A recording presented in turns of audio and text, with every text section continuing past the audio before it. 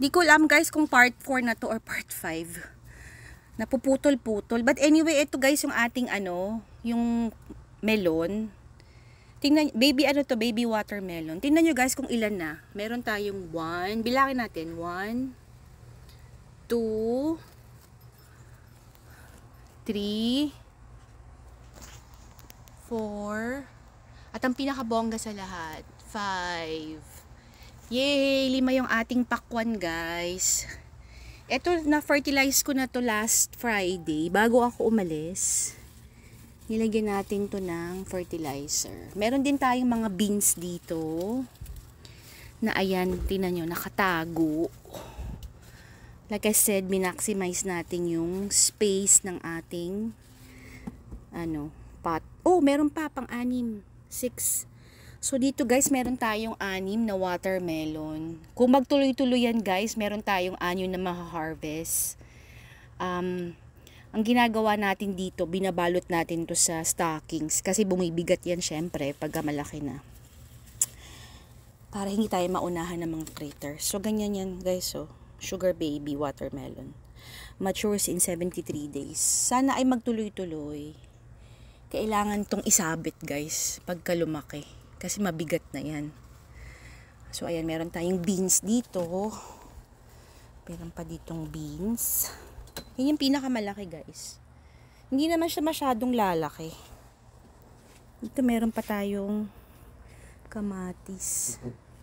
So, ito guys, meron tayong mga na-harvest today. Kaya marami akong tinatanim na beans. Kasi nga, pag i-harvest mo, kakaunti lang, pagka ilang peraso lang naman, hindi mo naman pwedeng iluto ng ganun lang.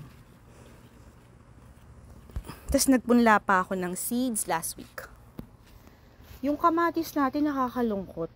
Yung kamatis guys, may nakakalungkot kasi may sakit.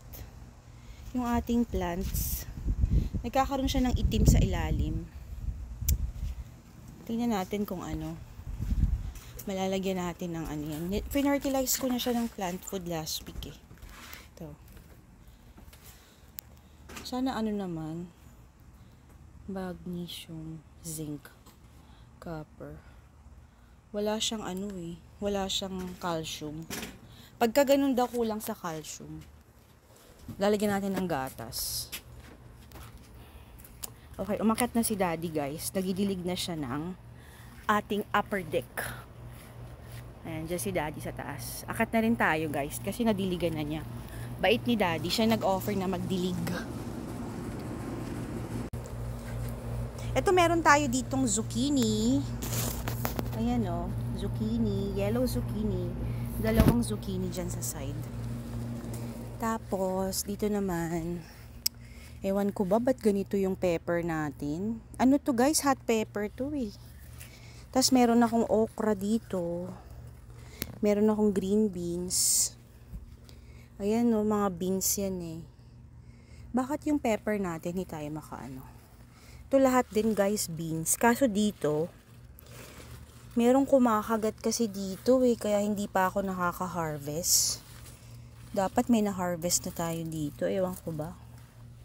Alam nyo guys, pag nag-garden kayo, may mga kalaban tayong mga aphids, caterpillars, mga ganyan. Tingnan nyo itong ating eggplant. Ayan meron na dyan. Ayan na din. Sana naman ay hindi siya mapeste. Tapos in between meron ding mga beans dyan. Ito rin ay eggplant. Ito namang zucchini ay yun natin. Wala pa ba tayong zucchini ready for harvest dito? Ayun guys, papakita ko sa inyo. Hindi na mga zucchini. Meron tayong 4. Napakainit guys, sobrang init. Hindi pa tayo magdidilig dito sa harapan kasi masyadong mainit. Pero hindi natin pwedeng hindi didiligan to kasi kawawa naman ang mga pananim. Ito na ang ating patio tomato. Ito guys, ang gaganda Next year, ito na lang itatanim ko. Hindi siya masyadong lumalaki. Tapos ganyan, tingnan nyo guys, ang healthy pero usog. Meron tayong napakaraming kamatis. Balita ko sa Pilipinas, mahal ang kamatis. So, dalawa yung paso na yan. Dito naman, maraming mga maliliit. Maliliit pa. Papasok na tayo guys kasi sobrang init. Sobrang init talaga. Hindi ko matake ang init. Ayan, para na naman tayong nasunog. Sandali lang tayo sa labas guys. Talagang focus masyado yung mukha ko. Masyado tayong naging siopaw. Dito tayo sa ano guys, upper deck. So si daddy ang nagdidilig guys. Sinubukan kong magtanim ng pineapple. Tingnan ko kung gusto ko siyang gawing house plant. Meron akong pasyente na may ganito sa loob ng... Ayan guys, nagtanim ako ng pinya. Baka hindi na naman ito maging successful kasi nag-green-green na naman yung itaas. Yung pasyente ko kasi guys, meron siyang tanim na pineapple sa loob ng bahay. Gusto ko siyang gawing house plant kasi ang ganda-ganda. Ayan. Teka lang. So, hindi pa tapos si daddy. Kumukuha pa siya ng tubig. Meron akong elephant ears. Tingnan nyo ang lalaki ng mga dahon guys. Ang gaganda. Ipapasok ko to sa loob ng bahay. Binili namin to ni daddy as yung root. Tapos, ay hindi pala root, parang siya, malaking bulb. Sa Home Depot namin nabili yan. Naka-sale na yan, 50% off. So, sabi ko tanim lang natin kung bubunga pa this summer. Ayan guys, ay nabubunga kung hindi siya lalaki. So, ito yung ating mga green beans. Excuse me. Okay. Meron pa tayong pwedeng pitasin. Lang nadidilig si daddy. Ito guys, pitasin na natin to. Pwede nang pitasin kasi malaki na. Ayan o. Ito pa. Marami na tayong napitas. Kukunin ko yung nasa loob ng fridge. Bukas or sa Wednesday, ito na yung ating ulam. Meron pa akong giniling na baboy. Ito yung ating igigisa. Ayan. Marami-rami din tayong nakuha guys. Ayan. Ito yung ating pink polka dot. Yung ating white polka dot. Tingnan nyo guys kung gaano sila kalungkot. Sobra na silang natuyo. Kaya kailangan talagang diligan. Ayan si daddy guys nagdidilig. At tingnan nyo ba pag hindi siya nadiligan mamamatay. Kasi kawawa naman. Ito guys ay tender beans. I mean pole beans pala to. Pole beans. Ito. Ayan pati yung ating pepper Sobrang tuyong-tuyo. Kawawa naman sila. Ito yung basil guys. Napakabango. Pwede pang pesto. Napakabango. Ito yung coleus. Ito mga tumutubo na to guys. Beans din yan. Tinuso ko lang yung buto. So ayan. Tapos ito guys yung ating croton. Kala ko to patay na house plant ko to. Nalagas lahat ng mga dahon. Pero hindi ko pa tinanggal sa paso. So hinayaan ko lang dyan. Tapos tumubo naman yung meron ako nakikitang green. Tumutubo yung dahon. So sabi ko baka buhay pa. Ayan, tama ako guys. Hindi tayo nag-give up sa ating croton. So palaguin lang natin yan. Ayan.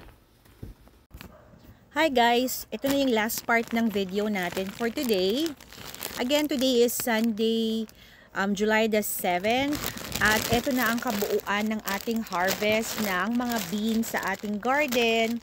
Hindi to lahat na harvest today guys. Yung iba dito is from last week pa.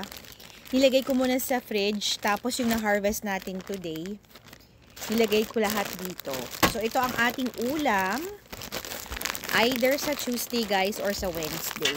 Meron tayong ground pork sa freezer. Hihiwain ko lang to ng maliliit. Tapos igigisa natin kasama ng ground pork.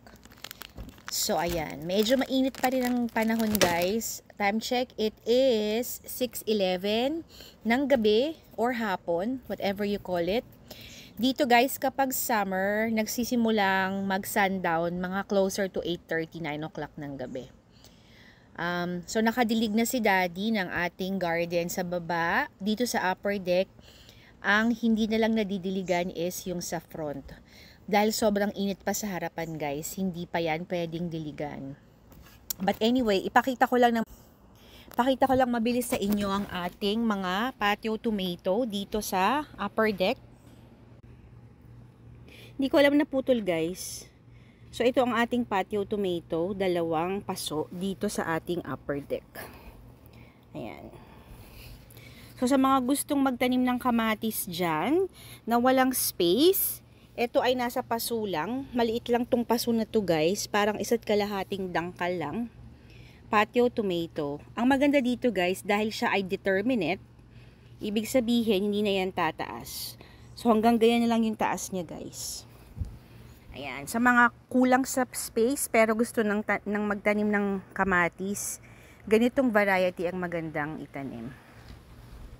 And then, ito lang ating elephant plant. Meron tayong 3 malalaking dahon. Ayan, napakaganda. Ayan. So, kami ay maglalakad ng aming mga anak. Actually, kami ni Daddy maglalakad. Para meron tayong exercise. Tapos si Jay naman ay magro-rollerblades daw. Si ate baka magbisikleta. So yun lang muna for today's video guys. Maraming salamat sa mga nanonood sa ating long form. Happy Sunday to all. God bless. Don't forget to smile because every gising is a blessing. Bye!